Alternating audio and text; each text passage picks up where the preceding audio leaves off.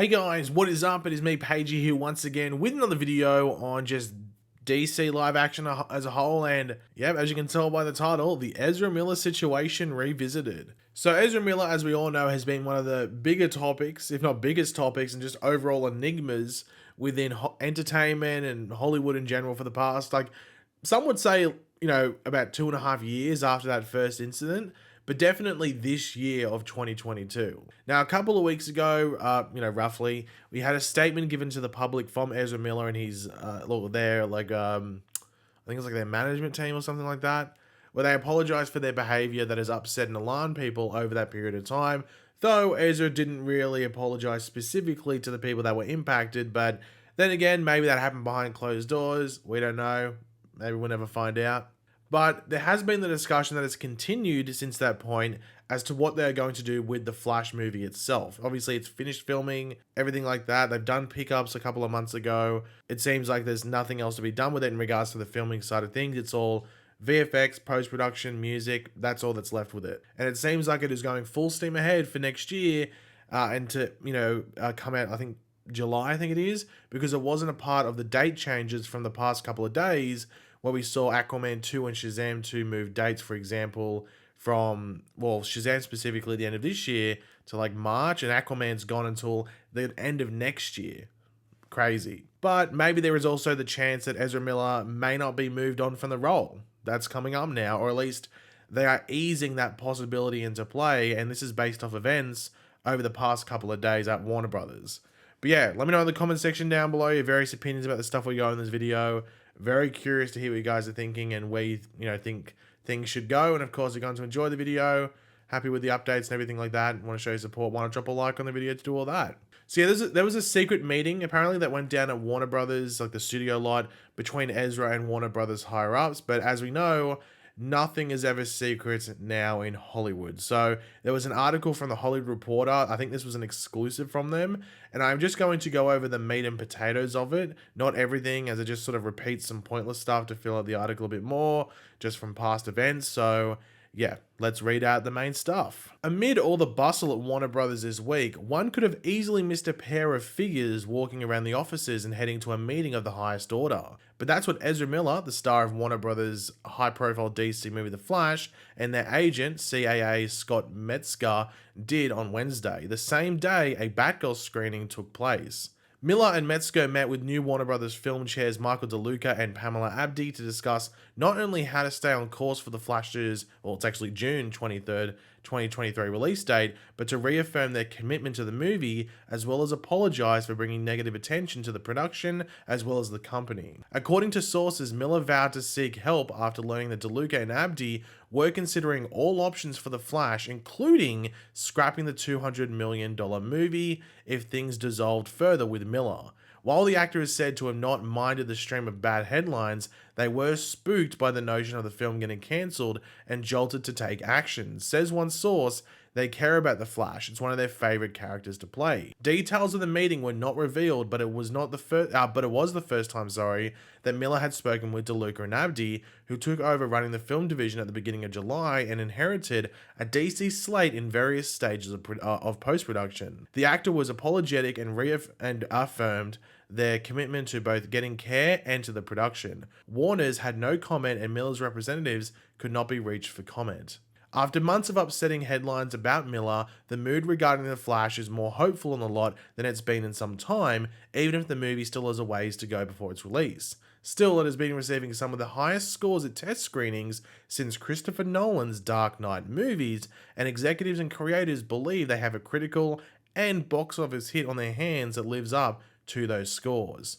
So the first thing that really makes you go, wow, really? Was the fact that Ezra did not care about the bad headlines that were coming out, which is sort of backed up, I guess, by the fact that you had all those weird things on Instagram. Remember on like the stories and stuff like that, and even the bit where Ezra was driving around like North Carolina, it was like hunting for the KKK or something. There was a lot of crazy stuff happening at the same time that these headlines were coming out, and Ezra was sort of mocking them and everything like that, which added, fuel to the fire.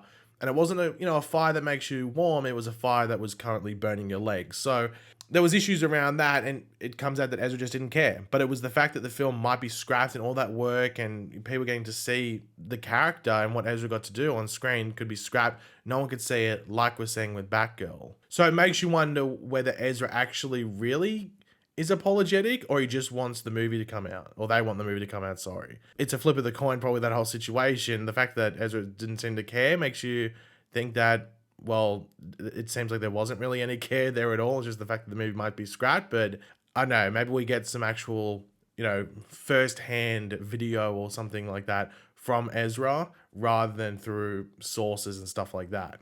Now, if The Flash is received well, which, test scores are high, and, these test screenings, important to remember, weren't done before this Ezra stuff happened, like the Hawaii stuff. That happened after, if not during. So people knew about it going into the test screenings, or at least some of them would have, and they weren't giving like zeros to say, oh, this is payback for Ezra and those bad stuff. That didn't play into anything. It's still getting these ridiculously high scores. I think it's in the mid 80s, and you might go, oh, 85%. That's not nailing it. But like the average, I think, is like a high 60 or a low 70, so it's doing really, really well. So if the Flash movie is received well when it comes out in the box office and the general audience like Ezra in the role, Warner Brothers are sort of caught in a pickle, and especially with how the company's being run now, you don't know what their choice is going to be in regards to whether they keep Ezra in the role or fire him, which was reported like a month ago or something like that. Warner Brothers said they were done, they have no future plans with Ezra, but it seems like maybe that could potentially change. However, a big thing is that Ezra Miller has a court date for that recent felony burglary charge, so you would have to think that will be a deciding factor, if not the deciding factor, in what Warner Brothers does going forward in regards to their relationship with Ezra Miller. It's, as I said, it's a flip of the coin, because who knows how that's going to play out. Money could be done to pay out everything. I think what came out about that felony burglary charge is that the people that charged Ezra weren't the biggest fans to begin with in that community in that area, where in Vermont, I think it was. So maybe that plays a part in it. But then again, he still went in and stole the alcohol and everything like that. So I don't think that can be that much of an excuse in court in regards to getting away with it.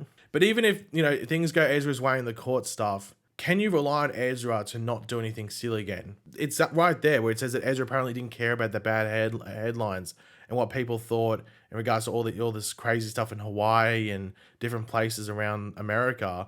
Ezra didn't care. So can Warner Brothers sit there and go, we can rely on this actor and this person and this face of the brand going forward? Can we rely on them? And the answer is probably no. And one of the big issues is insurance on film. Will Smith, just using Will Smith for example, Will Smith getting up and slapping Chris Rock on stage, obviously not the smartest thing to do.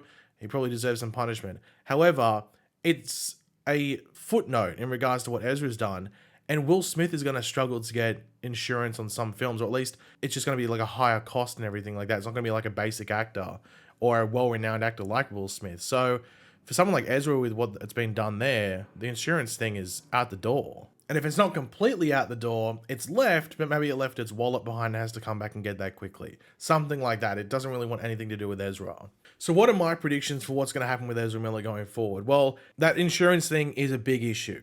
It's the main issue if Ezra can get out of this burglary charge. But I do believe that Ezra is great in this Flash film. Ezra isn't a bad actor. Some people want to say that. I don't think he's a bad actor. He's just not necessarily the best fit for Barry Allen. I agree with anyone that says that. However, a great performance can cover that. That's happened before. People can be miscast, but they're just good actors and they can cover that. I just do think it will be hard to keep going on with Ezra in a professional manner, especially if that burglary charge does get a harsh punishment. I'm not too sure if it can equal jail time or it's just a suspended sentence, which with Ezra's track record, I don't know if he'd be able to, or they would be able to hold off on that suspended sentence. They'd probably do something silly and end up going to jail. But with most uncertain things that we aren't used to seeing, especially this type of thing, this is going to be a wait and find out. Who knows how long it's going to take to get sorted. We might be waiting until, the early parts of next year. But also, this only came out like yesterday or the day before, I think, from when you're seeing this video. They are bringing in a new head of DC. Now, it's rumored to be, I think, Dan Lin, I think his name is. And he might have zero plans and zero intentions to use Ezra Miller as the Flash going forward. And let alone like most of the main universe actors outside of like the big stars like Jason Momoa, like a Margot Robbie, like maybe Gal Gadot. So that could also be the deciding factor whether he or whoever if ends up being the new head of DC has any plans to want to use Ezra. So it's like, hold on, I want to have a no nonsense, no issues, like no, just no like dangling issues. I want to have a clean slate with no drama, and Ezra just carries that there. So maybe that's what the new head of DC, even if it is Dan Lin or not, wants to do going forward. So that could be even be the deciding factor for Ezra Miller's role as the Flash going forward or not going forward. So it's a wait and see with everything. Hopefully we find out soon. I don't think Fandom's happening this year, even though it was reported, because I think if it was going to happen, it would have been announced. I mean, we're almost into September, and I think it was planned to be in October if they were going to do it. So, but then again, I think last year they only announced it like a month before it happened. So maybe we might get an announcement in the next couple of weeks that we're going to get a Fandom in October or maybe even November.